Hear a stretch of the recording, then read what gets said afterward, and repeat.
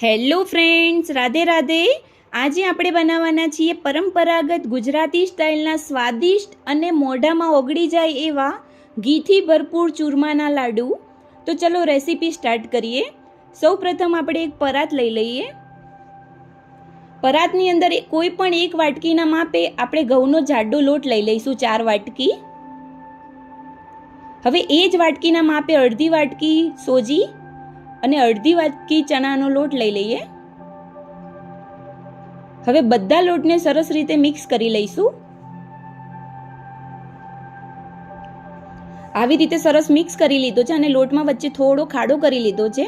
અને જે વાટકીના માપથી લોટ લીધો તો એ જે વાટકીના માપથી એક વાટકી આપણે તેલ એડ કરીશું. હવે સરસ રીતે તેલમાં લોટને મિક્સ કરી લઈએ. હવે આવી રીતે મુઠિયા વડે ઇઝીલી એટલું આપણે મોયણ નાખવાનું છે.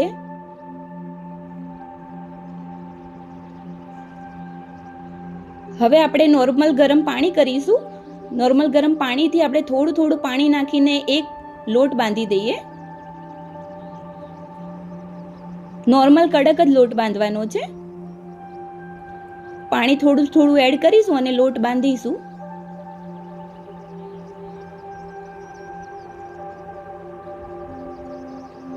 આવી રીતે સરસ મિક્સ કરીને એક નોર્મલ કઠણ લોટ બાંધી દઈશું.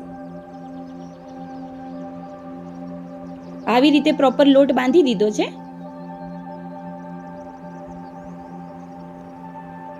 હવે નાનું લોયું લઈને આપણે એક મુઠિયાનો શેપ આપી દેવાનો છે.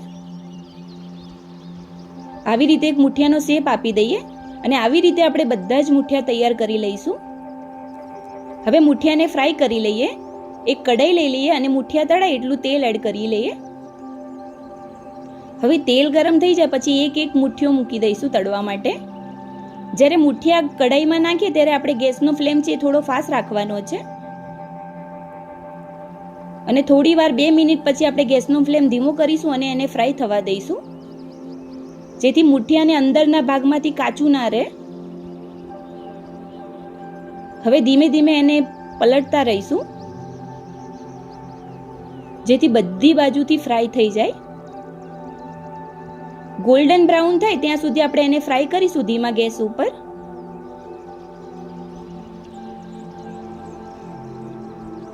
હવે જે આપણા મુઠિયા છે થોડા થોડા ગોલ્ડન બ્રાઉન થઈ ગયા છે. હવે આપણા જે મુઠિયા છે પ્રોપર શેકાઈ ગયા છે.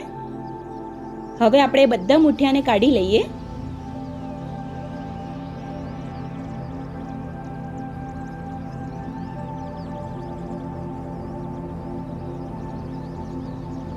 આવી રીતે આપણે બધા મુઠિયા તળી દેવાના છે.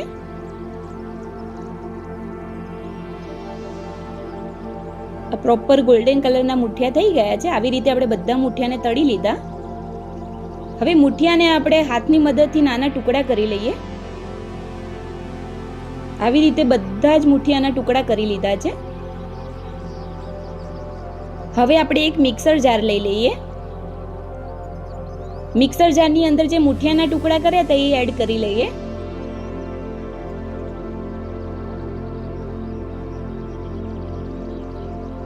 હવે આપણે એને મિક્સરની મદદથી ઝીણું ગ્રાઇન્ડ કરી લઈશું.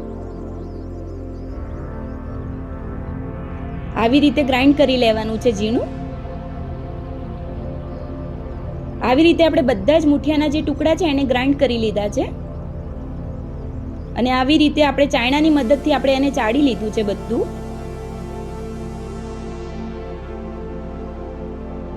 હવે આપણે ગોળ ઘીનો પાયો કરીએ. એક કઢાઈ લઈ લઈએ. કઢાઈમાં જે વાટકીના માપે આપણે લોટ લીધો તો એ જ વાટકીના માપે આપણે ઘી લઈએ અને એ જ વાટકીની માપે 2 વાટકી ગોળ સમારેલો લઈ લઈશું. 4 વાટકી લોટની સામે આપણે 2 વાટકી ગોળ સમારેલો લેવાનો છે. હવે સરસ રીતે મિક્સ કરી લઈએ ઘીમાં.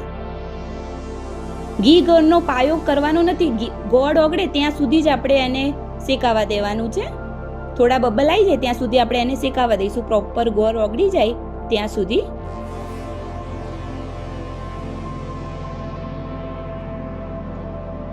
આવી રીતે ગોળ ઓગળી ગયો છે. હવે બબલ થઈ જાય ત્યાં સુધી આપણે એને રાખવાનું છે.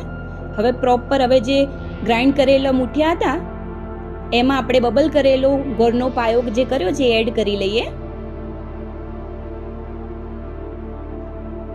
હવે સરસ રીતે મિક્સ કરી લઈશું.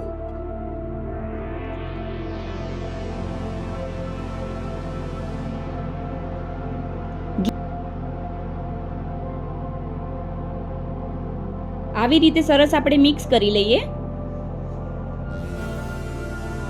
જેથી બધું જ ઘી ગોળનું જે પ્રમાણ છે બધું લોટમાં ભળી જાય.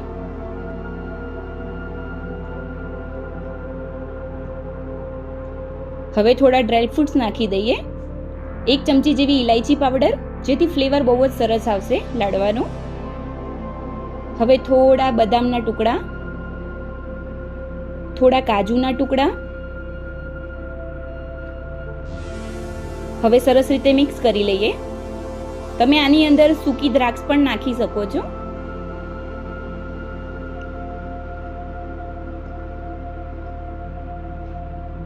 હવે મિશ્રણ થોડું ગરમ હોય ત્યારે જ આપણે હાથમાં લઈને ગોળના લાડુ તૈયાર કરી લઈએ, જેથી ઇઝીલી લાડુ વળી જાય.